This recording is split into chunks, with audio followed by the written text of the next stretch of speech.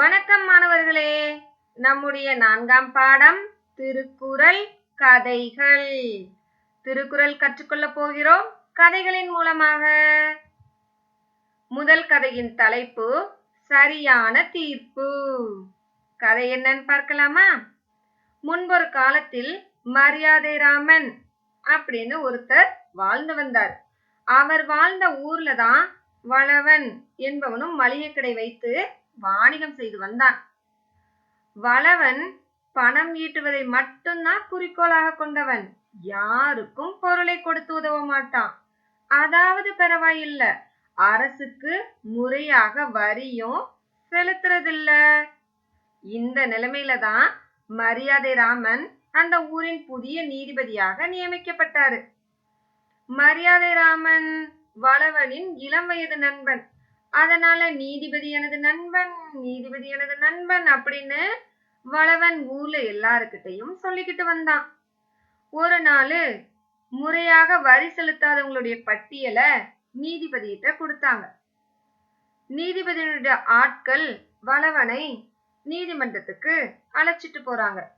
நீதிபதி தான் தன்னுடைய நண்பன் ஆயிற்றே, தனக்கு தண்டனை எதுவும் கொடுக்க மாட்டாரு அப்படின்னு மகிழ்ச்சியா நினைத்து கொண்டே அங்கே சென்றான் வளவன். சரி, வளவனுடைய நண்பன், அதனால மரியாதை ராமனும் தீர்ப்பு எப்படி வழங்குவாரோ தெரியலையே அப்படின்னு அவருடைய நேர்மையையும் நல்ல பண்பையும் மக்கள் சந்தேகப்பட்டாங்க.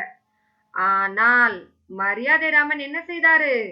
நண்பனாக இருந்தாலும் தவறு செய்தவன் அப்படிங்கிறதுனால அவனுடைய பொருட்களை எல்லாம் அரசாங்க கருவூலத்துல சேர்க்கணும் அப்படின்னு உத்தரவு பிறப்பித்தாரு.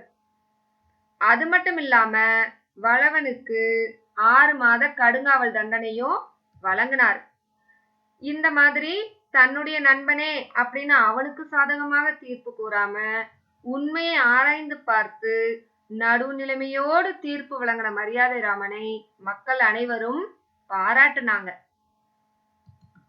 இப்போ நாம படிக்க போற குறளும் நடுவுநிலைமை என்ற அதிகாரத்திலிருந்து தான் கொடுக்கப்பட்டிருக்கு.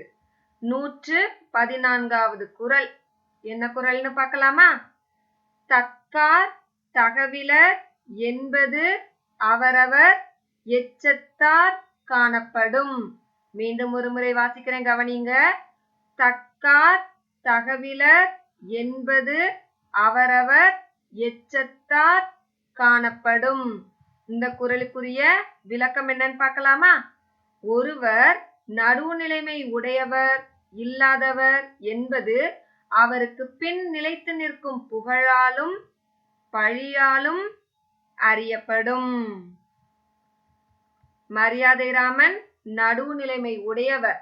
அதனாலதான் இவ்வளவு காலம் ஆனாலும் அவருடைய புகழ் பேசப்படுகிறது.